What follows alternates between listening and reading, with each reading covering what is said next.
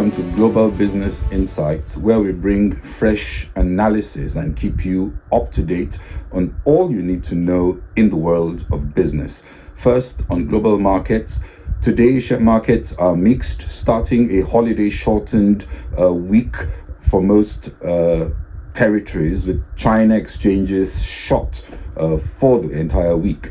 As the S&P clocked new highs last week, the market rally is still looking narrow, with still fewer stocks participating in the rally and stirring worries that recent gains could reverse if big tech market leaders stumble.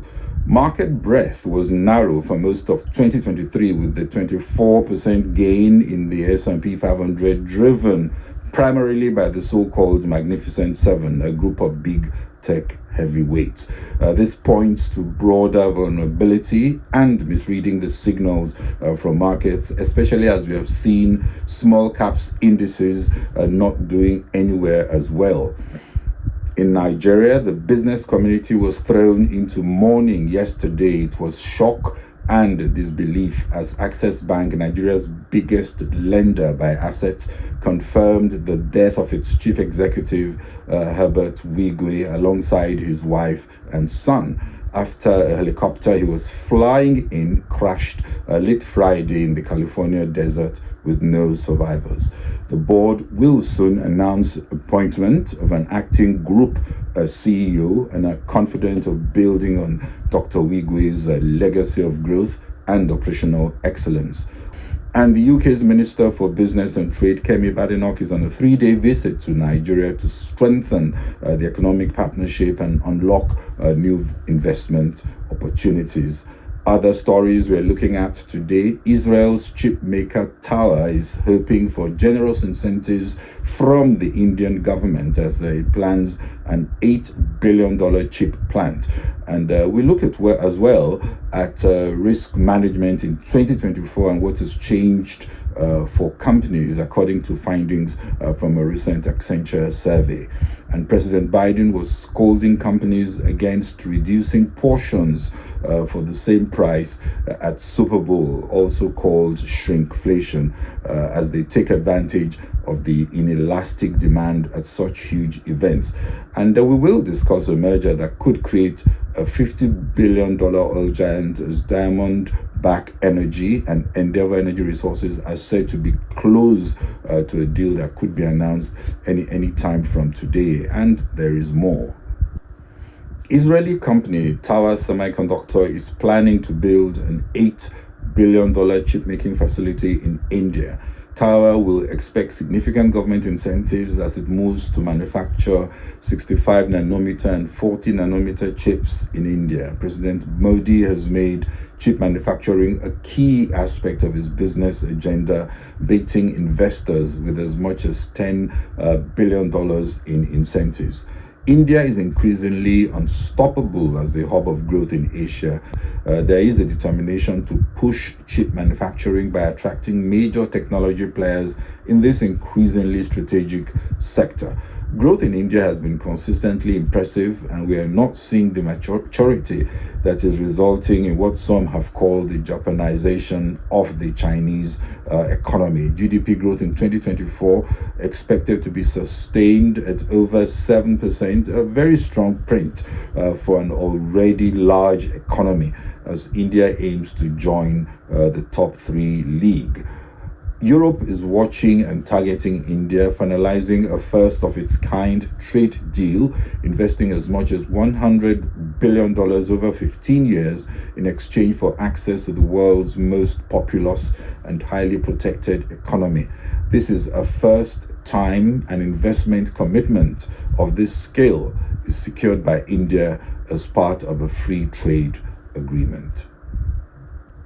The International Monetary Fund Managing Director Kristalina Georgieva told the Arab Fiscal Forum in Dubai on Sunday that Middle East economies will see less growth due to oil production cuts and the Israel-Gaza conflict in a resilient global economy facing a multiplicity of new risk factors.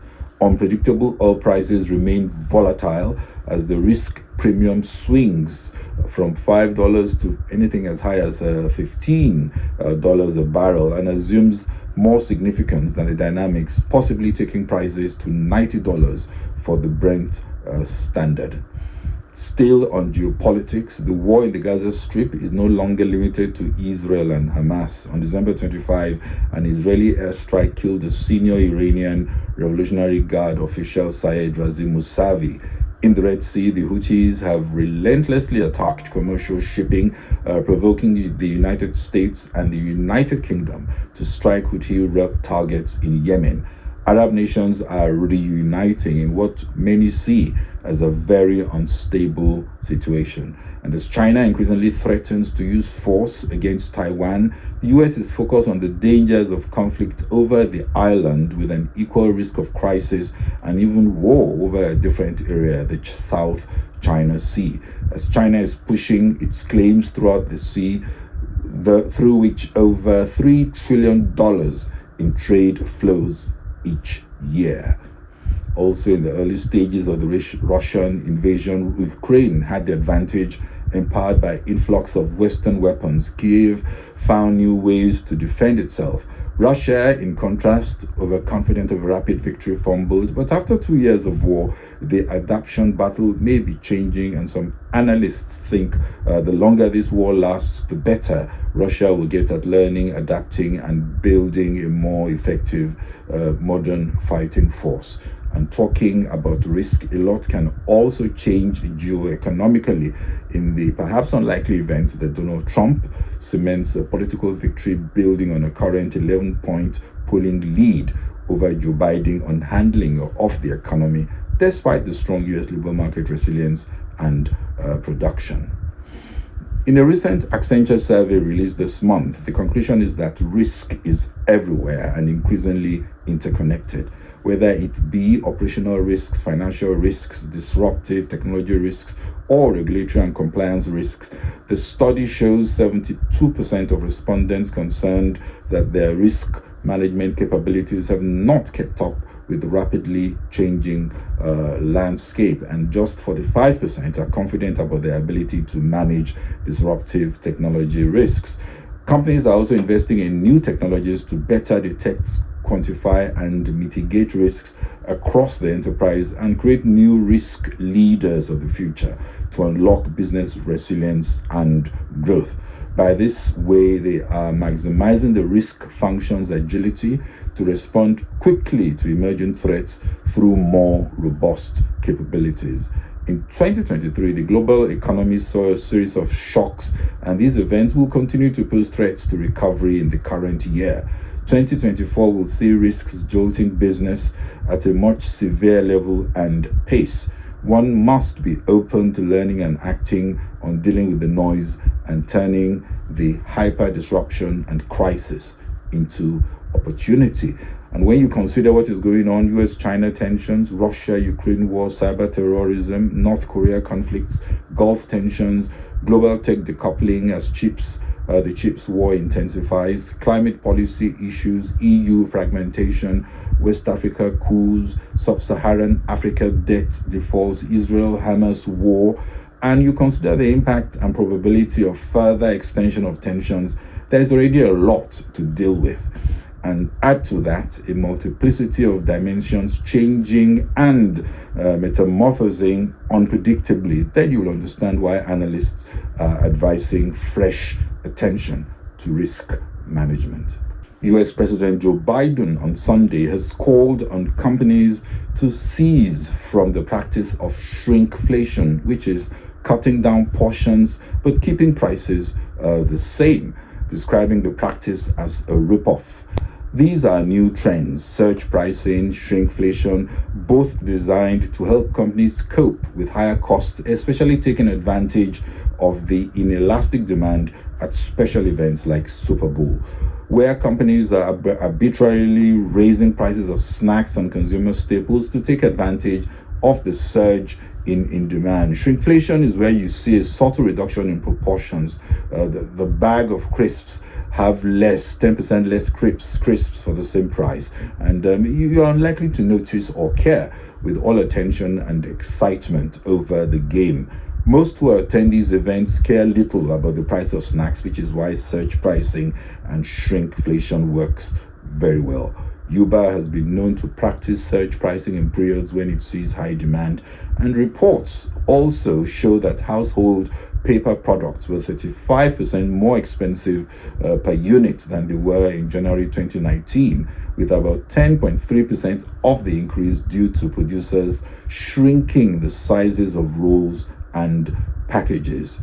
It's also said the price of snacks like Oreos and Doritos had gone up by 26.4% over the same period, with shrinking portions accounting for 9.8% of the increase. Although inflation appears to be slowing, companies are much slower in passing any improvements in margins to consumers. And in Q4, many snacks giants, notably PepsiCo, missed on their targets as consumers simply resisted buying and volumes sank. If the markets work as they should, there should be resistance, customer resistance, that compels companies to revert. But it is easier to pass on higher prices and lower portions where demand is very high and customers too distracted to notice or care. Regulators and Congress could step in to protect consumers, but how to do this without seeming to be interfering in free markets will be challenging. For Biden, the opportunity to pass on a populist message that rings well with voters could not be passed on, but what to actually do about it is another matter altogether. And looking at crude oil business, rivals Diamondback Energy and Endeavor Energy Resources are close to a merger that would create an oil and gas behemoth worth over $50 billion. Diamondback Energy is closing in on a deal to buy Endeavor Energy Resources for around $25 billion as firmer oil prices and search for more prolific fields are fueling consolidation in the oil and gas sector. Also, crude oil prices are lower today following last week's advance after Iran's foreign minister flagged the Israel-Hamas conflict could be moving closer to a diplomatic solution. Israel also said it had concluded a series of strikes in southern Gaza, slightly easing concerns about the supply from the Middle East. This was as Barclays Bank announced last week that it would be restricting lending to energy businesses that plan to expand their fossil fuel production. Last Friday, Baker Hughes released its oil rig count data showing active rig count remained steady and at 499. Over 60 S&P 500 companies will report quarterly results this week, including Coca-Cola on Tuesday, Cisco Systems on Wednesday, and Dare on Thursday. So far, we have 40% of S&P 500 companies yet to announce fourth quarter results. On the macroeconomic front, the main news will be on Tuesday with the release of January's U.S. Consumer Price Index, where economists see a 2.9% year-over-year rise, slightly less than in December. On Wednesday, we may confirm stickiness of UK inflation as core CPI is expected to have inched up in January, up 5.2% from 5.1% in December. And will UK GDP data coming out on Thursday tell us if the UK missed a recession in the fourth quarter or not? We'll have to see. The quarterly GDP print is expected to have dipped by 0.1%. That's the second quarter of negative growth equivalent to a recession, albeit a mild and shallow one. Well, that's it from me on this episode of Global Business Insights. If you enjoyed the program, please follow us on Facebook and LinkedIn, subscribe on YouTube and X, formerly Twitter, so you don't miss any episodes. Thank you very much for watching. This is Bode Oshosami. Bye-bye.